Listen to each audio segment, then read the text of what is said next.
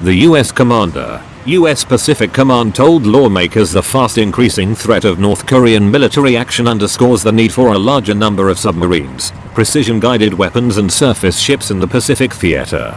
That's why the USS Carl Vinson Carrier Strike Group is back on patrol in Northeast Asia. That's why we must continue to debut America's newest and best military platforms in the Indo-Asia Pacific, Admiral Harry Harris told the House Armed Services Committee.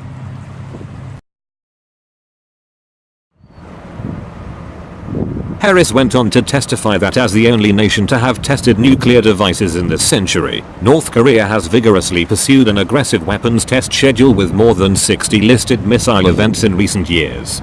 With every test, Kim Jong-un moves closer to his stated goal of a preemptive nuclear strike capability against American cities, and he's not afraid to fail in public, Harris said.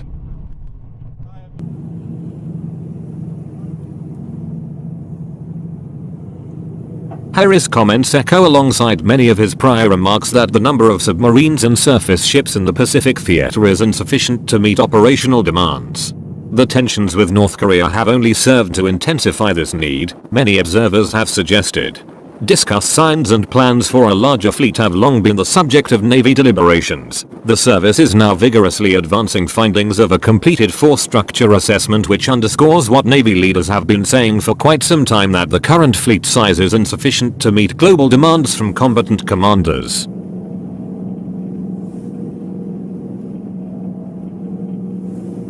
The assessment could likely mean more carriers, submarines, destroyers and amphibious assault ships, among other things. The Navy assessment for 2018 calls for a sizable jump up to 355 ships, including 12 carriers, 104 large surface combatants and 66 attack submarines. In the meantime, the service's near-term 2017 proposed fleet size seeks to increase the current 274 ship fleet up to 308.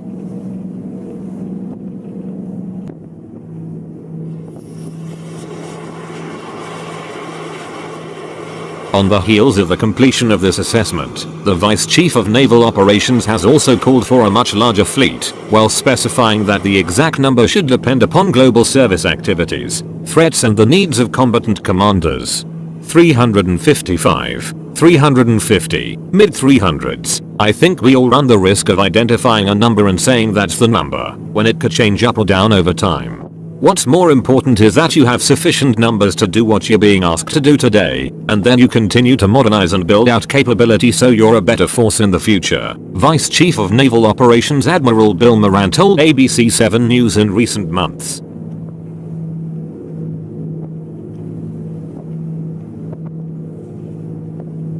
The CNO's comments lend further emphasis to a recently determined plan to increase the Navy fleet size by adding more new attack submarines, carriers and destroyers is executable, and that early conceptual work toward this end is already underway. Although various benchmarks will need to be reached in order for this new plan to come to fruition, such as congressional budget allocations, Navy officials do tell Scout Warrior that the service is already working, at least in concept, on plans to vastly enlarge the fleet. Findings from this study are expected to inform an upcoming 2018 Navy shipbuilding plan, service officials said.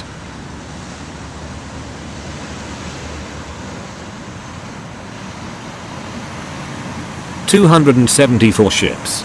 We undoubtedly do not have enough Navy to meet the demand, Admiral Bill Moran, Vice Chief of Naval Operations, said in January at the Surface Naval Association Symposium.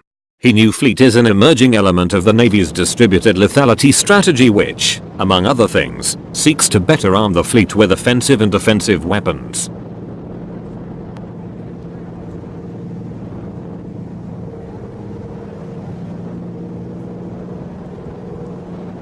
Our ability to protect the homeland, strategic interests, and national values around the world are no longer without major competition. From non-state actors operating with high-end weapons, think Mason and Nitsi and the Bab el-Mandab recently, to growing regional threats and higher-end adversaries in the world in which we operate has changed extensively since 2012, Moran added. Following more than a decade of land wars during which the SURF was concentrated upon counter-terrorism, counter-piracy and visit-board search and seizure operations, the Navy's approach in recent years is to better prepare the service's open or blue water combat abilities. Naturally, this need stands in clear parallel to the technological emergence and aggressive tactics of both Russia and China.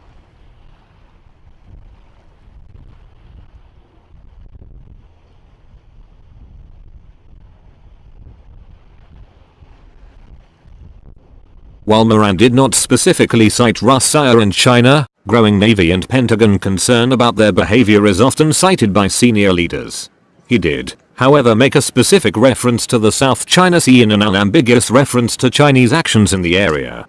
In fact, a 2014 congressional report estimated that China's Navy is on track to be larger than the US Navy by the mid-2020s. In addition, he cited recent provocations of Navy ships by Iranian vessels in the Arabian Sea. I've got to tell you once again, our CO, the crews, are making great smart judgments and decisions. And we're not seeing escalation.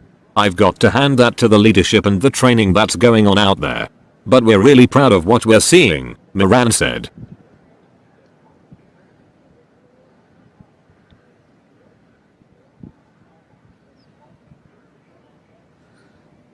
With a new Congress and administration, senior Navy leaders have cited hope that the defense budget pressuring sequestration may come to an end. Part of the apparent reason for the planned increase is the well-known challenges for the Navy regarding the previously determined plans for submarines and surface vessels.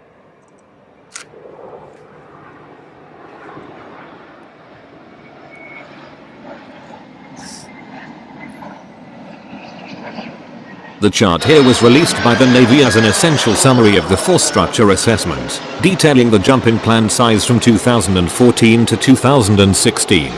The chart clearly calls for a substantial increase in fleet size, to include major jumps in large surface combatants and attack submarines. Last year, the prior director of undersea warfare told Scout Warrior that internal Navy analysis found that the service and industry would be able to accommodate increasing the pace of attack submarine production to address the anticipated shortfall.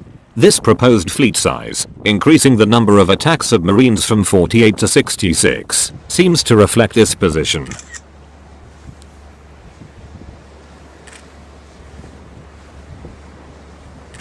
According to previous Navy plans, attack submarine fleet was slated drop from 53 in 2016 down to 41 by 2029. This is one reason, among many, that the service has recently requested that it be allowed to increase production of Virginia-class attack submarines in coming years. While Navy officials did not elaborate on some of the various methods used to arrive in their conclusions, it is indeed reasonable to assume their calculations included a thorough assessment of industrial base ship and submarine building production capability. Naturally, the hope would be that industry would have the ability to handle a substantial increase in shipbuilding.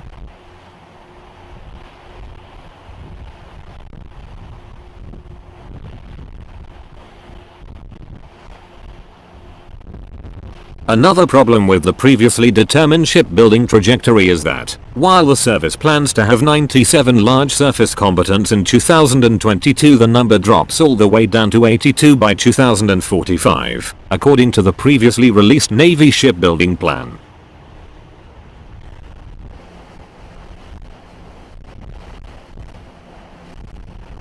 The Reagan-era Navy and fleet size history. During the Reagan years, the Navy grew to more than 500 ships, nearly double the service's current fleet size, which is approximately 285 ships. A close look at the Navy's previous shipbuilding plan showed the service will decommission more ships in the next 5 years than it will commission. This is happening, in part, because some of the mini ships added during the Reagan build-up, such as the Los Angeles-class submarines and Aegis cruisers, are slated to retire, analysts have said.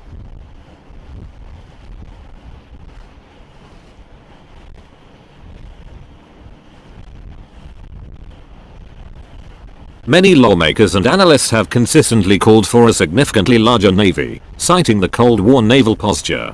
However, proponents of a smaller Navy consistently made the point that today's ships are far more capable and technologically advanced compared to those of decades ago, precluding the need to match the Reagan era in terms of sheer size. Nonetheless, service officials do say the current threat environment, as determined by combatant commanders, service analysts and senior leaders, is such that the service will likely seek an increase above the current plan to hit 355 ships. The Navy's long-term fleet plan, articulated in the most recent 2016 Navy 30-year shipbuilding plan, called for the service to have 309 ships by 2022 to include 12 aircraft carriers, 97 large surface combatants, 37 small surface combatants, 48 attack submarines, 4 Ohio missile submarines, 14 ballistic missile submarines, 34 amphibious assault ships, 29 logistics force ships and 34 support vessels, bringing the total to 309.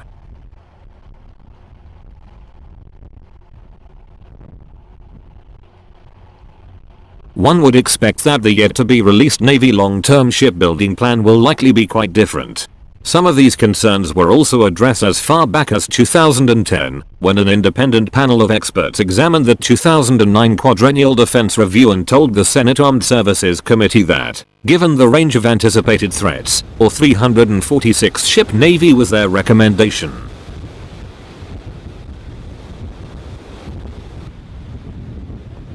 We think the challenge is going to get greater, and we don't see how you can meet a greater challenge with a diminishing number of ships, Stephen Hadley, co-chair of the QDR Review Independent Panel, told the committee in 2010. Interestingly, today's future fleet size Navy plan of 355 ships seems entirely consistent with this prior assessment. Indeed, challenges cited in 2010 indeed continued to get greater as Navy combatant commanders consistently report an inability to meet requests due to a limited amount of assets. The force structure assessment also calls for an increase in the amphib fleet from 34 up to 38.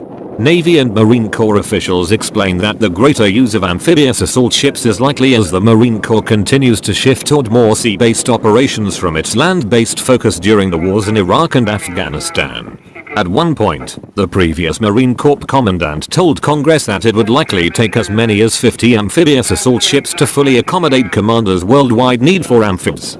Senior Navy leaders have told Scout Warrior that the Navy plans to reach 38 by the late 2020s, a number well short of the 50 needed to complete current operations.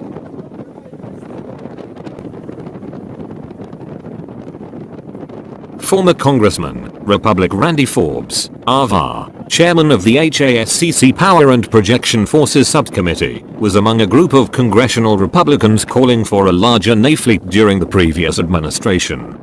Among other things, he said that the Navy was able to meet 90% of the combatant commanders' requirements in 2007, a number which wound up dropping to nearly half in future years.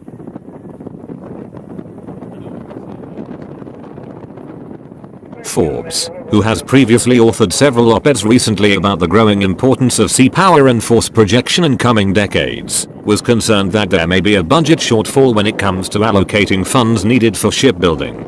In a special written statement to Scout Warrior last year, Forbes called the Navy's interest in a larger fleet a welcome development. At that time,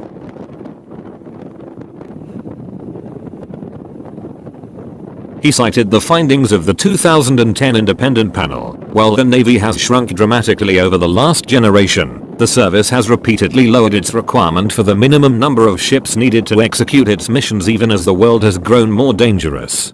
Any effort to re-evaluate this downward spiral in both ships and expectations is welcome. I continue to believe that the independent and bipartisan National Defense Panel's recommendation of 346 vessels well captures the demands placed on our fleet and the resources required to best serve our sailors, Forbes said.